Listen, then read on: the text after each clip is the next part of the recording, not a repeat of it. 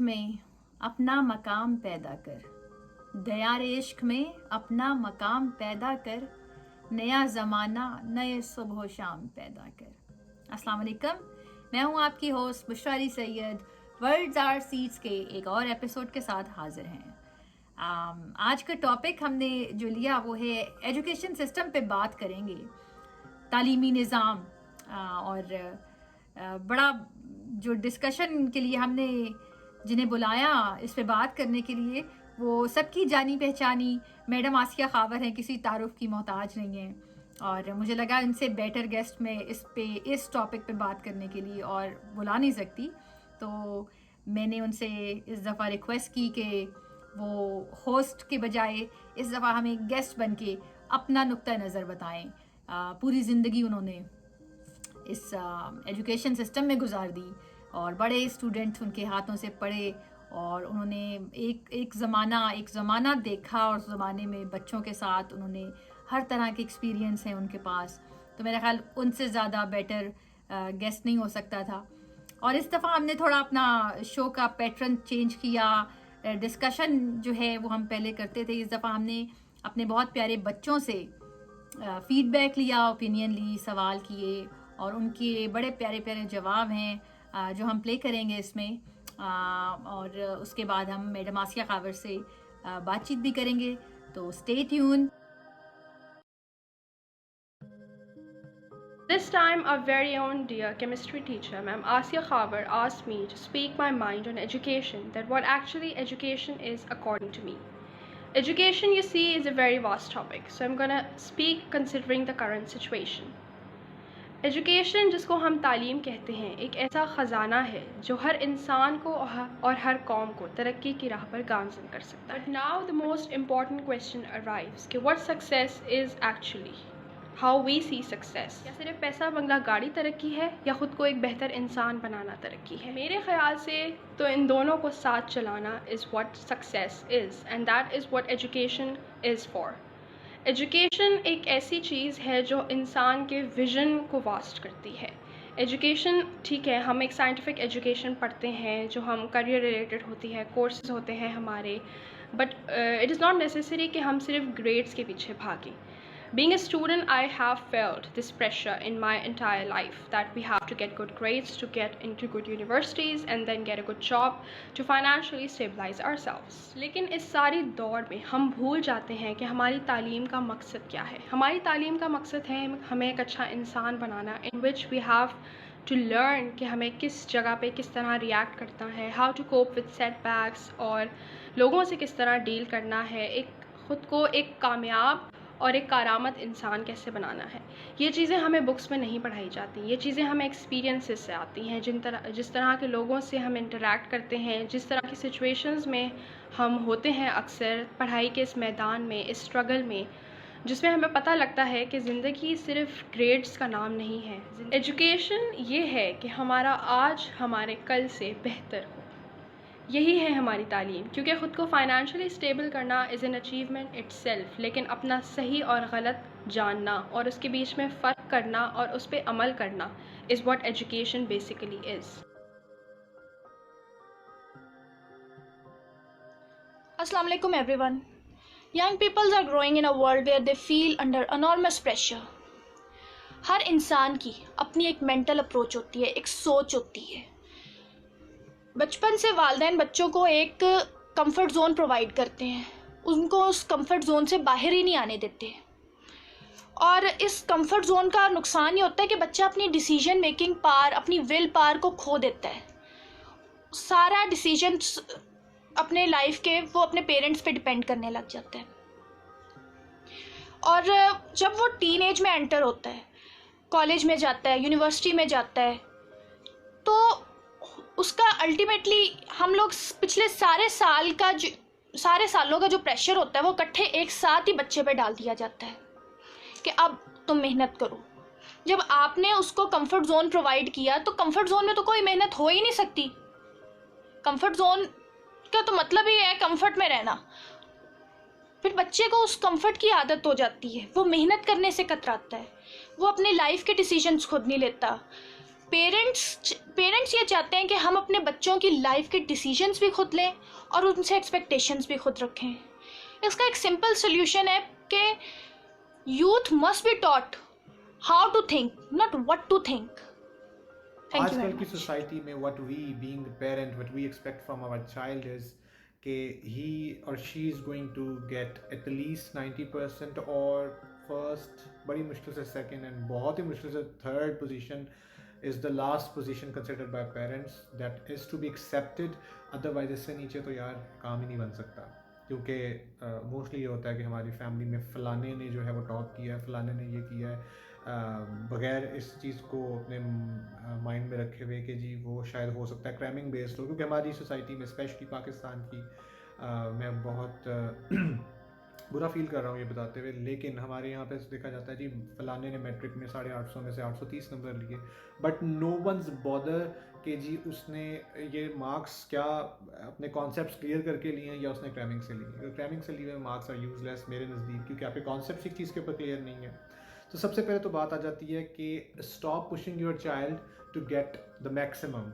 Sometimes ऐसी situation बच्चों के ऊपर होती है कि वो अपनी तरफ से पूरी कोशिश कर रहे होते हैं लेकिन उनसे नहीं हो रहा होता, और वो अपनी सिचुएशन बता भी रहे होते हैं लेकिन उसको कुछ सुनने के मूड में नहीं होता कि हो सकता है ये ड्रामे कर रहा है। ये फर्स्ट ऑफ ऑल ये चीज़ ख़त्म होनी चाहिए। हो सकता है कि वो बेचारा बहुत मेहनत कर रहा हो, उसके बावजूद उसके साथ उसको वो आउटपुट ना शो कर पा रहा हो। उसके बाद जो सेकंड पॉइंट है वो ये बनता है कि हमें अपने बच्चों के इनर टैलेंट को जो है उसको जज करना चाहिए कि what actually they are good at. For instance if I give you my example, मेरी बचपन से आवाज़ बहुत अच्छी है and now I am a guitar player as well. तो ये मेरे अंदर का एक टैलेंट था जो मैंने खुद सीखा। मैंने कभी किसी ट्यूशन नहीं गया, कभी मैंने किसी से गिटार ट्रेनिंग नहीं ली। It's all what I have achieved. जहाँ तक मेरे गिटार का ताल्लुक है, it's all something that I have achieved on my own. I worked hard to learn guitar skills and now I do gigs, I go to jam sessions, I do concerts in different universities.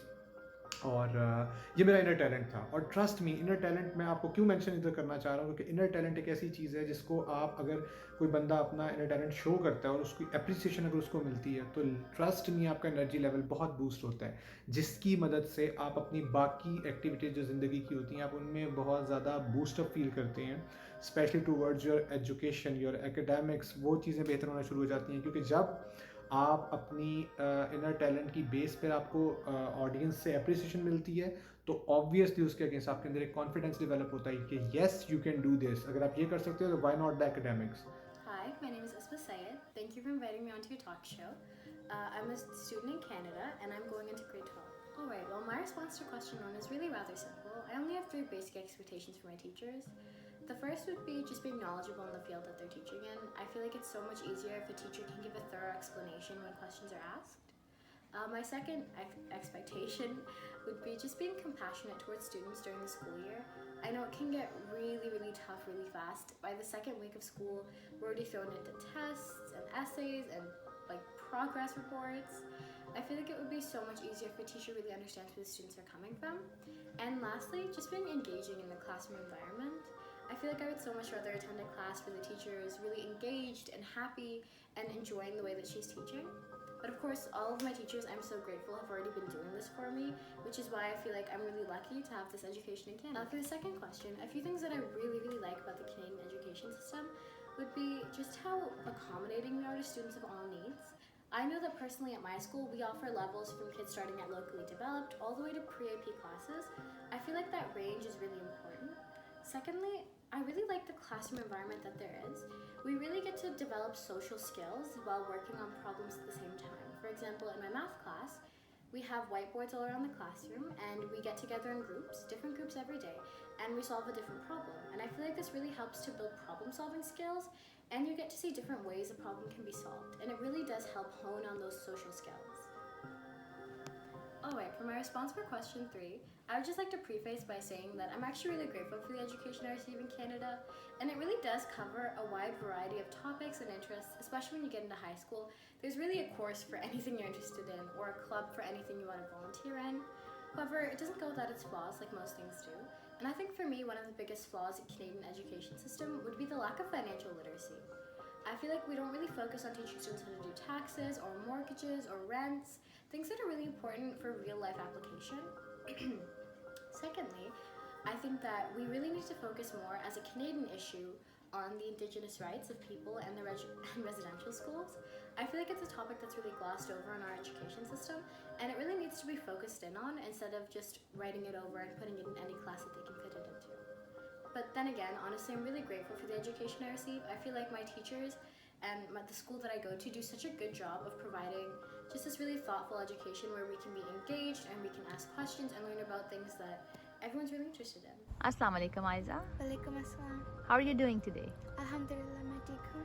So I have some questions for you today related to education system, and what do you expect from your teachers, and what can you improve if you get a chance to improve something? What would you improve? So let's start with the first one.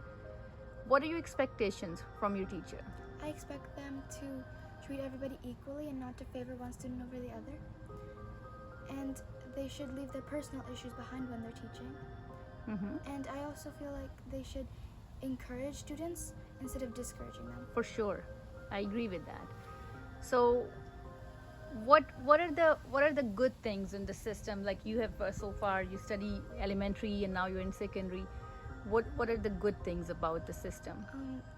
The educational system. I like how the educational system, they offer a program for special needs kids to help them grow and to feel equally as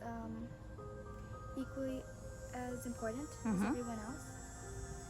I also like how they have school trips here to help expand the worldview of students and to learn local culture and to help those students who learn by doing. So what would you improve if you get a chance to improve something in the system?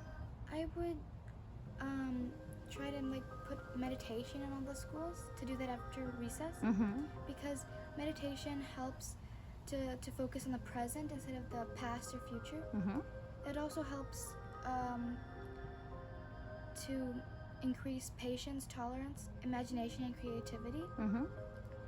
And it also helps to manage your stress levels. Okay, that's good. Like you still have that class in your school? But all the schools offer it?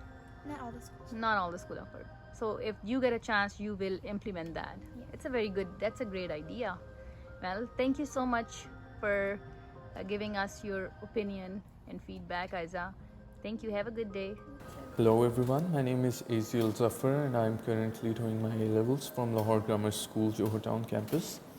I'm especially thankful to Ma'am Asiya who gave me a chance to be a part of this project. Creativity की basic definition से मैं शुरू करूँगा. It's just generating something new from what you already have. इसमें एक physical perspective भी आ जाता है जिसमें you make a new thing from the stuff you have in your surroundings.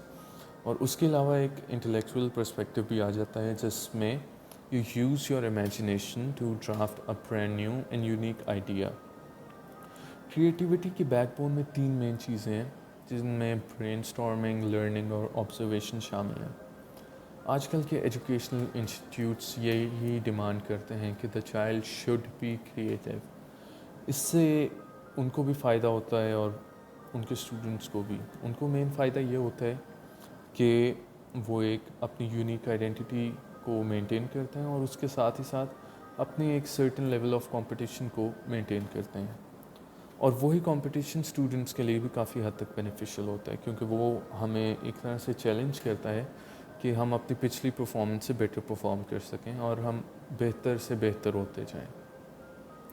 अब क्रिएटिविटी खाली ये नहीं है कि हम कुछ नया बनाएं, उसमें ये भी शामिल है कि हम अपने गिफ्ट्स को पहचानें जो हमें खुदा ने दिए हैं और हम उनको पॉलिश करें और अपने और दूसरे लोगों के बेनिफिट के लिए इस्तेमाल करें. लेकिन क्रिएटिविटी खाली भी उसकी इतनी कोई वैल्यू नहीं है. क्रिएटिविटी के साथ एक काफ़ी स्ट्रॉन्ग लिंक है पैशन का. एक पैशनेट और एक क्रिएटिव बंदा अगर इन दोनों चीज़ों को साथ लेके चले तो वो एक सर्टेन लेवल ऑफ एक्सीलेंस को अचीव करते हैं. और जब वो उसको अचीव कर लेता है तो वो उसकी एक लेगेसी बन जाती है और आजकल की दुनिया में जितना कंपटीशन है और जितनी टफ ये दुनिया है, ये बाकी आम लोगों को भूल जाएगी लेकिन उनकी लेगेसीज़ को कभी नहीं भूलेगी। और यही एक चीज़ है जो हमें बाकियों से यूनिक बनाएगी। Thank you. अस्सलाम वालेकुम जी, मेरा नाम साद आबिद है। I am currently doing ACCA। Madam Asiya मेरी केमिस्ट्री की टीचर रह चुकी हैं A-levels में। तो टॉपिक बहुत वास्ट है, इस पर बड़ी लंबी बात की जा सकती है, मगर वक्त की जंजीरों में कैद मेरी ज़ुबान। तो देखें, प्रेशर आजकल जो स्टूडेंट्स फेस कर रहे हैं, स्टूडेंट्स देख रहे होंगे, मेरी उम्र के भी देख रहे होंगे, मेरे से छोटे भी देख रहे होंगे, पेरेंट्स भी देख रहे होंगे। जो सबसे बड़ा प्रेशर होता है ना, वो एक तो कंपटीशन लगा हुआ है हर जगह पे कि आपने फर्स्ट आना है। हम बच्चे को ये नहीं सिखाते कि वो तुम एक एवरेज बच्चा रह के भी 70, 75%, 80% लेके भी आप खुश रख सकते हो। मेरे पेरेंट्स हमेशा मुझे कहते हैं, मेरे वालिद ख़ास तौर पे वो ये कहते थे, बेटा तुम फर्स्ट आओ, फर्स्ट क्यों नहीं आ रहे, फर्स्ट क्यों नहीं, क्या करना है फर्स्ट आके। आप बच्चे को ये नहीं सिखा रहे कि आप जिस जगह पे हो उस जगह पे रह के आपसे बेहतर कोई ना हो। अगर आप 75% ले रहे हो तो आप नीचे वाले को उस जगह पे ना आने दो।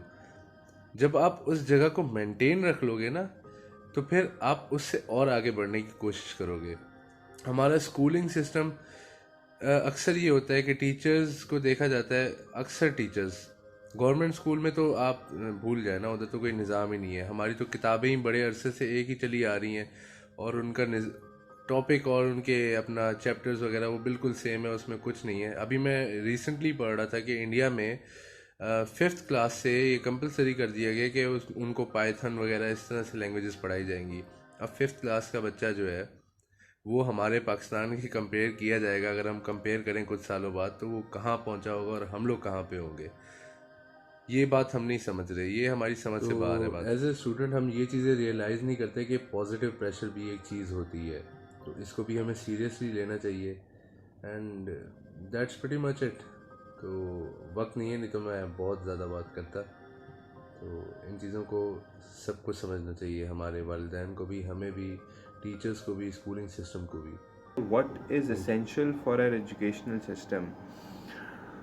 हाँ, यहाँ पे तो बहुत लंबी इस चीज़ पे बात हो जाएगी, क्योंकि मेरे नज़दीक बहुत सारी चीज़ें हैं जो कि चेंज होने वाली हैं या जो कि एसेंशियल हैं हमारे एजुकेशन सिस्टम के लिए, जो कि हम लोग नहीं कर रहे होते, जो कि फॉलो नहीं हो रही चीज़ें। काफ़ी सारी चीज़ें हैं, लेकिन उनमें से चंद चीज़ें ऐसी हैं क्योंकि अभी I have attended some courses as well, तो बाहर के, तो मैंने फ़ील किया कि हमारे पाकिस्तानी टीचर्स में और बाहर के टीचर्स में काफ़ी ज़्यादा, मतलब हर टीचर को मैं यहाँ पे कैटेगोरिकली हर टीचर नहीं, लेकिन काफ़ी सारे टीचर्स, मेजॉरिटी टीचर्स हमारे यहाँ पे जो हैं और बाहर के टीचर्स में कुछ थोड़ा सा फ़र्क है। वो ये है कि हम लोग पहले दिन स्कूल के जाते हैं तो हमें हमारे हर टीचर बोलता है कि बच्चे जितनी दफ़ा पूछना है पूछो, मैं जवाब दूंगा, लेकिन गलत नहीं करना, ठीक है। And the second student asks a question for the second time, ठीक है, दूसरी बार किसी बच्चे ने सवाल पूछा और खट से टीचर, आपको समझ में नहीं आती बात मेरी, आप क्या दिमाग नहीं काम करता आपका? तो ये चीज़ मेरे हिसाब से बहुत गलत है और ये चीज़ नहीं होनी चाहिए। और एक और एसेंशियल चीज़ जो है ना हमारे एजुकेशन सिस्टम के लिए, वो ये है कि the amount of failures that we have, ठीक है। मैंने देखा है अपनी ज़िंदगी में कि हम लोग ना, कोई भी चीज़ है, कोई भी सब्जेक्ट है, वो अपनी पसंद के लिए नहीं पढ़े होते हैं। मेजॉरिटी ऑफ द टाइम हम लोग सब्जेक्ट्स चूज़ करते हैं, या शायद हमें इतनी ज़्यादा अपॉर्चुनिटी भी नहीं दी जाती। लेकिन सेकेंडली जो मेन जो रीज़न है ना, वो ये है कि हम लोग पीयर प्रेशर की वजह से, और ये पीयर प्रेशर जो है ना, ये बहुत ज़्यादा मिसयूज था हमने, ठीक है, इस तरीके से कि कोई बच्चा किसी बच्चे को प्रेशराइज़ नहीं कर रहा होता, बल्कि फैमिलीज़, और वो इस चीज़ को रियलाइज़ किए बगैर एक बच्चे को प्रेशराइज़ कर रही होती हैं टू चूज़ अ फील्ड। एक बच्चे का जो शौक़ है, फॉर एग्ज़ाम्पल अगर एक बच्चे को शौक़ है इंजीनियर बनने का, तो आप उसको डॉक्टर नहीं बना सकते, इम्पॉसिबल। मतलब अगर वो बन भी गया तो वो उस चीज़ में एक्सेल ही नहीं कर पाएगा, उसका दिल ही नहीं लगेगा। और ये चीज़ मेरे हिसाब से मेन फ्लॉ है हमारे एजुकेशनल सिस्टम का। इसी वजह से काफ़ी सारे बच्चे होते हैं जो कि ए लेवल्स में आके अपने सब्जेक्ट्स ड्रॉप कर रहे होते हैं, या एफएससी में आके उनको समझ नहीं आ रही होती क्या करें। यही उनके दिमाग में चल रहा होता है, यार ओ लेवल करें, मैट्रिक करें, एफएससी करें, ए लेवल करें, और इसी तरीके से टाइम गुजर जाता है और उनको समझ ही नहीं आ रही होती कि उन्होंने क्या करना है, कौन सी फील्ड चूज़ करनी है। और हमारे पेरेंट्स बोल रहे होते हैं कि जी बच्चा ये है वो है, टीचर्स को भी नहीं, लेकिन कहीं ना कहीं पेरेंट्स टीचर्स उस बच्चे को इतना प्रेशराइज कर देते हैं कि उसको वही चीज़ लेनी पड़ जाती है। Assalamu alaikum. My name is Abdullah Hassan, and I was recently asked by my mother, aka my teacher, that what do I think educational institutes today lack. तो मैं कोई एक्सपर्ट तो नहीं इस बारे में, लेकिन मेरा अपना ज़ाती ख्याल है कि आजकल के इंस्टीट्यूट्स एक बहुत बेसिक चीज़ है जो लैक करते हैं, और मेरा नहीं ख्याल वो लैक करते, मेरा ख्याल है this attribute has been forgotten. और ये चीज़ है बहुत बेसिक सी चीज़ है, छोटा सा नाम है, इसको कहते हैं एम्पैथी।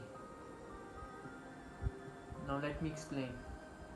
यू सी, अगर कोई बच्चे के ग्रेड्स अच्छे नहीं आ रहे, परसेंटेज कम है या नंबर कम है, परसेंटेज कम है, हिज प्रिंसिपल कॉल्स हिम और हर और टेल्स हिम दैट तुम्हारे ग्रेड्स कम है, तुम्हारी परसेंटेज डाउन है, अगर इस तरह ही चलता रहा ना, your future is not so bright. This situation lacks empathy. Now let's come to a situation which has empathy. That is, the principal calls the student and asks him that your grades are down and you are falling behind class. Can you explain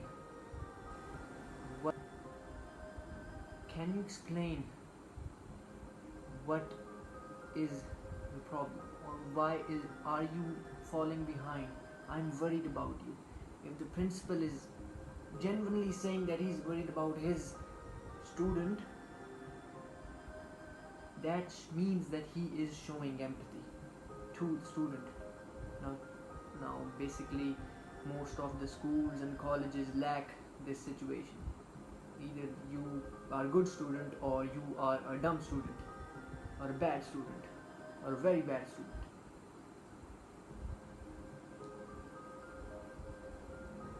So I think that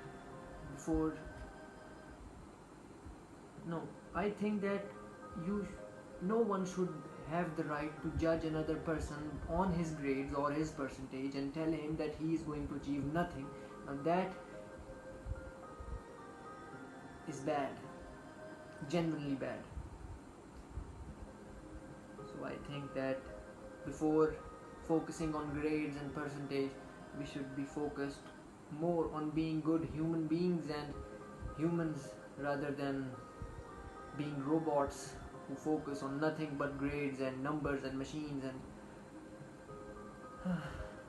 so I think this is what is lacking in the education institutes today. Peace. मैं समझती हूँ किसी भी कौम का मुस्तकबिल नौजवान, खुसूसन उसके बच्चे होते हैं। अगर सच पूछिए तो तमाम कौमी अरूज की जड़ ही बच्चों की तालीम और तरबियत है, और अगर ये तालीम और तरबियत इकट्ठी की जाए तो कोई शक नहीं कि वो आसमान की बुलंदियों को छू जाएंगे। वो है ना, किसी ने क्या खूब कहा है, आदमियत और शय है, इल्म है कुछ और शय। आदमियत और शय है, इल्म है कुछ और शय, कितना तोते को पढ़ाया पर वो हैवां ही रहा। सो पढ़ाई तालीम के साथ तरबियत मस्ट है। और मैं समझती हूँ हमारे बहुत प्यारे असातिज़ा जो हैं, और उन्होंने अपनी पूरी ज़िंदगी जो है डेडिकेट की बच्चों के लिए, और बहुत अच्छे हैं। और जो बच्चे हैं उनका एक ताल्लुक़ बनता है, उनकी एक सिंकिंग होती है, और मेरा ख्याल है क्रेडिट गोज़ बोथ वेज़ कि ये जब सिंकिंग होती है और समझाने वाला और समझने वाला जब एक प्लेटफॉर्म पे इकट्ठे हो जाते हैं तो वहाँ पे वो एक हम कहते हैं एक ऐसा एक प्लांट होता है, जैसे सीड, आप किसी सीड को आप ज़मीन में डालेंगे और एक प्लांट निकलेगा, और वो जो दरख्त है वो जब अजीम शान दरख्त जब वो बनेगा तो उसकी जड़ें ज़मीन पे होंगी और वो आसमान की बुलंदियों को छुएगा। तो कुछ इसी तरह हमारा तालीमी निज़ाम, उसमें जो कमियां हैं, जो इश्यूज़ हैं, अगर हम उसके ऊपर गौर करें और उसको सही करने की तरफ आप गामज़न रहें और अपने आप को लेके चलें, तो मेरा ख्याल है कि कोई शक नहीं कि हम और कोई भी कौम जो इसे अपनाती है वो बुलंदियों को छू जाएगी। हज़रत अली अलैहिस्सलाम का एक कॉल है, इल्म तुम्हें राह दिखाता है और अमल तुम्हें मकसद तक पहुंचाता है। अस्सलाम वालेकुम। सबसे पहले तो मुशा अली सैयद, आपका बहुत बहुत शुक्रिया कि आपने मुझे अपने प्रोग्राम में मौका दिया कि मैं अपना तजर्बा बांट सकूं आपके साथ। तो वेरी क्विकली मैं सबसे पहले शिज़ा से बात शुरू करूंगी और मैं सब स्टूडेंट्स का बहुत बहुत शुक्रिया अदा करना चाहती हूँ कि एक दफ़ा कहने पे, मेरे और बुशरा के एक दफ़ा कहने पे आपने वीडियोस रिकॉर्ड करके भेजी। Thank you very much. तो शिज़ा ने बहुत अच्छे से एजुकेशन के बारे में बताया और प्रेशर ऑफ ग्रेड्स की बात की, और ग्रेड्स का प्रेशर, अच्छे लगने का प्रेशर, अच्छे नज़र का आने का प्रेशर, कामयाब होने का प्रेशर हमने अपने बच्चे को एज ए गिफ्ट दिया है, जिसके अंदर वो दब गया है बहुत बुरे तरीके से। और मेरा ख़्याल है कि हम सबको बच्चों को इंसान होने की स्पेस देनी चाहिए। प्रेशर ज़रूर होना चाहिए, साद आबिद ने बहुत अच्छे से डिफ़ाइन किया कि प्रेशर होना चाहिए, लेकिन वो पॉजिटिव प्रेशर होना चाहिए, साद आबिद ने बात की। तो ये मैं बिल्कुल एग्री करती हूँ और ये होना चाहिए पॉजिटिव प्रेशर। अब पॉजिटिव प्रेशर क्या है और हम अपने बच्चों को इस स्ट्रेस से कैसे निकाल सकते हैं, इसके लिए यहाँ पर जो टीचर है, जो बड़ा एक रेयर फॉर्म ऑफ टीचर है मुख्तलिफ़ जगहों पे, वो बड़े लोग उनसे प्यार करते हैं, उन उस्तादों से। वो टीचर जो बच्चे को सेल्फ लव और यानी कि सेल्फ रिस्पेक्ट और लव फॉर अदर्स यानी कि रिस्पेक्ट फॉर अदर्स या रिस्पॉन्सिबिलिटी सिखाते हैं, वो जो टीचर्स हैं वो हमारे एजुकेशनल सिस्टम में बहुत ज़्यादा रिक्वायर्ड है। अब उनको ढूंढना कैसे है और उनको सिस्टम में कैसे लेकर आना है और उसकी उन टीचर्स की सिस्टम में कैसे एवेल्यूएशन रखनी है, ये तो सिस्टम बनाने वाले लोगों का काम है। अदरवाइज़ इतना बुरा ना होता कि बहुत सारे लोग अपनी डेडिकेशन और सिंसेरिटी को छोड़ के एक तरफ खड़े हो जाते हैं और वो सोचते हैं कि अच्छा ये चूँकि ये मांगा जा रहा है इसलिए हमने इस पर काम करना है। बहुत अच्छे लोग भी हैं, बहुत अच्छे उस्ताद भी हैं, मेरा कहने का मतलब ये नहीं है कि उस्ताद अच्छे नहीं हैं, मगर रेयर हैं जो ये दो ट्रेड बताते हैं बच्चे को कि अपने आप से प्यार करना क्या है और दूसरों से प्यार करना क्या है, रिस्पॉन्सिबिलिटी एंड सेल्फ रिस्पेक्ट। और जिस बच्चे के पास ये होता है वो ऑल टाइप ऑफ प्रेशर को फाइट कर सकता है। वो यहाँ से बाहर निकलते ही किसी और एक्टिविटी में नहीं जाता, उसको पता होता है कि किसी चैलेंज को कैसे लेना है, क्योंकि आपने उसको सेल्फ लव सिखा दिया ना, आपने उसको दूसरों की पहचान भी सिखा दी। ये हमारे एजुकेशनल सिस्टम का पार्ट होना चाहिए।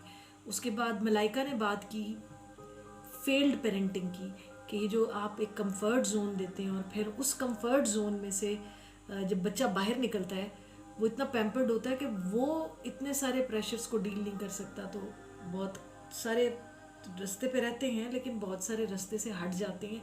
और ये यहाँ पर बहुत एक लम्हा फिक्री है। मेरा कहने का मतलब ये नहीं कि उस पेरेंट्स ही गलत हैं, उस्ताद सही हैं, या उस्ताद गलत है और पेरेंट्स सही हैं। मेरे कहने का मतलब है कि पेरेंट्स, टीचर और एडमिनिस्ट्रेशन, ये एक ट्रायंगल है। अगर ये पॉजिटिवली कनेक्टेड होगी तो बच्चा बहुत एक सेफ प्लेस पर आके खड़ा होता है और बहुत स्ट्रॉन्ग बच्चा यहाँ से बन के निकलेगा जो अगले हर चैलेंज को फेस कर सकता है। उसके बाद अली ने बात की कि अपने गिफ्ट को आइडेंटिफाई करके जब आप कुछ अचीव करते हो तो आपको बहुत खुशी भी होती है और आप उस काम को करते हो तो आप थकते भी नहीं हो और आप बहुत आगे तक जाते हो। तो अली के लिए मैं कहूँगी, अली सिंगर है, अली म्यूजिशियन है, अली ने भी इसी तरह अपने आप को मुख्तलिफ चीज़ें करते करते अपने आप को पता चला लिया कि वो ये काम कर सकता है। मैं ये कहती हूँ कि मुख्तलिफ जगहों पे इधर गए इधर गए इधर गए नाकाम हुए, उधर गए चीज़ ऑप्ट की। मुझे लगता है कि अब हमें इसके काबिल होना चाहिए हमारे एजुकेशनल इंस्टीट्यूट को कि हमारे अपने एजुकेशनल इंस्टीट्यूशन में इस तरह की जगह होनी चाहिए, इस तरह के फोरम्स होने चाहिए जिसके अंदर बच्चा अपने आप को पहचाने, बच्चा अपने पोटेंशियल को पहचाने और उस पोटेंशियल के थ्रू आगे निकले। इसी तरह से इस बार ने बात की कि सोशल स्किल्स बच्चों के लिए बहुत जी, सोशल स्किल्स आप उसके बगैर बच्चा आज की दुनिया में जो है वो जा ही नहीं सकता, डील कर ही नहीं सकता।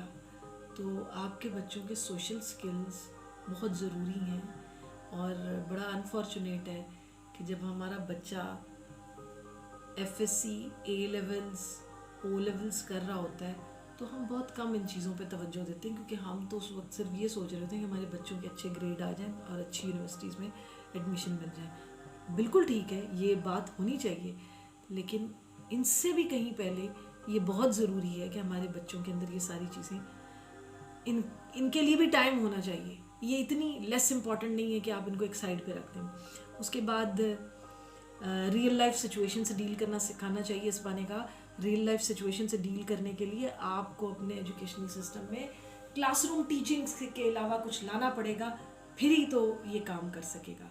उसके बाद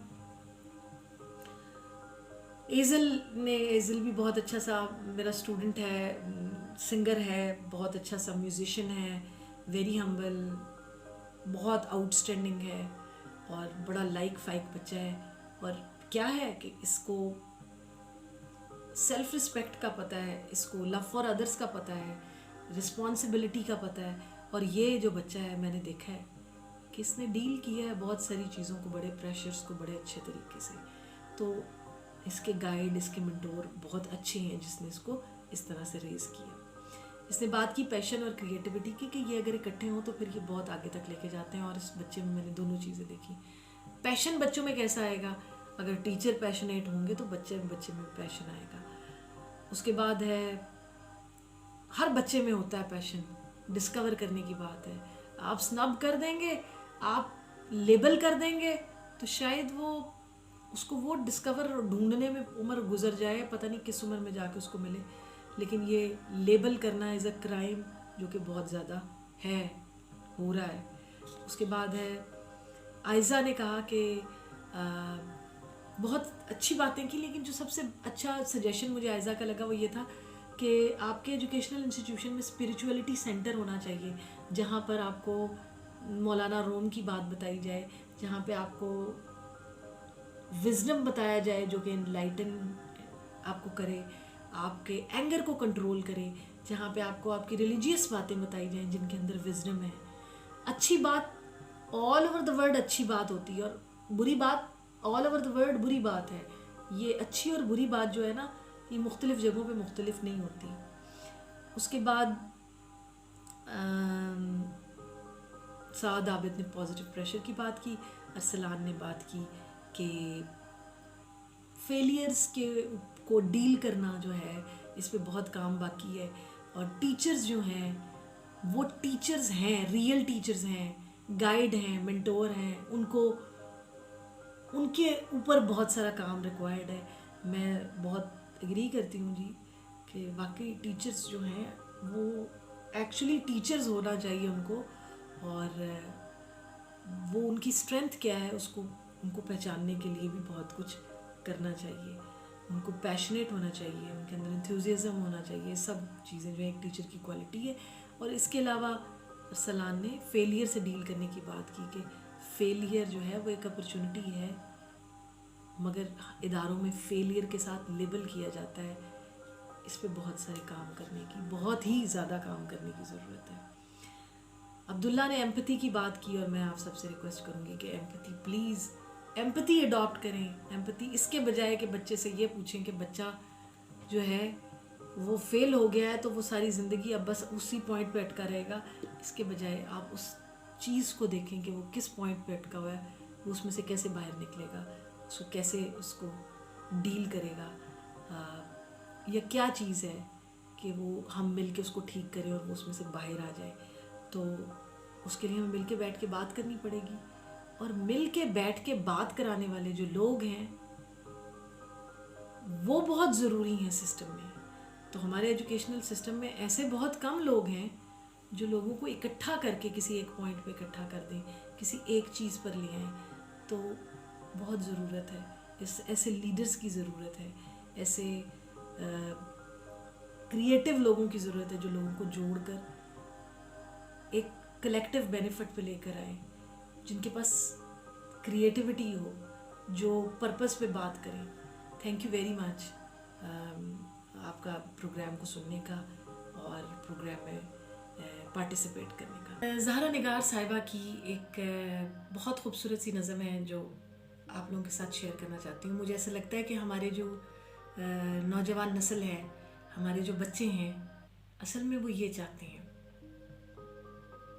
हमें किताब चाहिए, हमें किताब चाहिए जो ज़िंदगी बदल दे, हमको वो निसाब चाहिए। हमें किताब चाहिए, हमें किताब चाहिए जो ज़िंदगी बदल दे, हमको वो निसाब चाहिए। हमारे दीनो फ़िक्र को, हमारे दीनो फ़िक्र को जो इल्म का दिया मिले, हमारे दीनो फ़िक्र को जो इल्म का दिया मिले, तो उसकी रोशनी में हमको एक रास्ता मिले, तो उसकी रोशनी में हमको एक रास्ता मिले। वो रास्ता कि जिस पे चल के मुल्क जगमगा उठे, वो रास्ता कि जिस पे चल के मुल्क जगमगा उठे, जो ज़िंदगी बदल दे हमको वो निसाब चाहिए, जो ज़िंदगी बदल दे हमको वो निसाब चाहिए। जहाँ को अमन आशती के गीत हम सुनाएंगे, जहाँ को अमन आशती के गीत हम सुनाएंगे, मोहब्बतों के प्यार के दिए सदा जलाएंगे, जो नींद से जगा दे हमको वो निसाब चाहिए। हमें किताब चाहिए, हमें किताब चाहिए। Thank you very much. बहुत बहुत शुक्रिया मैडम आसिया खावर, आपके नुक्ता नज़र का। जिस तरह सारे बच्चों की वीडियोस देखकर आपने उस पर बात की, उसके लिए बहुत शुक्रिया। सारे बच्चों का बहुत शुक्रिया। मेरा ख़्याल है हमने काफ़ी अरसे से हम इन वीडियोस को गैदर कर रहे थे और कंपाइल करने के लिए थोड़ा सा हमें डिले भी हुआ, but I would like to thank you Sheza, Malaika, Ali Hasan Gilani, Isba, Ayza, Azal, Saad, Abdullah and Syed Arsalan. आप लोगों का बहुत शुक्रिया कि आप लोगों ने अपना टाइम निकाला और आपने इन सारे पॉइंट्स के ऊपर बात की। मुझे सबकी वीडियोस देख के बहुत मज़ा आया, यकीन करें। और सारे पॉइंट्स जो हैं वो मेरे पास सेव हैं ओरिजिनल वर्जन में। मेरा ख्याल बहुत सारे लोग इससे फ़ायदा उठा सकते हैं। आपके फ़ीडबैक्स का बहुत शुक्रिया। मैं आखिर में बस ये कहूँगी कि लेट्स गो इन्वेंट टुमारो। हम कल की सोचते हैं और कल पे बात करते हैं। हम जो पिछला गुज़रा हुआ कल है उससे हम सबक लें। हमें सबक लेना चाहिए और उसे हमें इम्प्लीमेंट करना चाहिए अपने फ्यूचर के लिए। तो बाकी खुश रहें सारे, और मेरी दुआ सब बच्चों के लिए कि वो अपनी ज़िंदगी में आगे बढ़ें और उन्हें हर कदम पे खुदा कामयाबी अता करे। बस एक छोटी सी बात कहूँगी, खुशी के लिए काम करेंगे तो खुशी नहीं मिलेगी, खुश हो के काम करोगे तो खुशी ज़रूर मिलेगी। इसके साथ ही मुझे इजाज़त दीजिए। इंशाल्लाह नेक्स्ट टॉपिक के साथ फिर हाज़िर होंगे। तब तक के लिए इजाज़त चाहती हूँ। अल्लाह हाफ़िज़।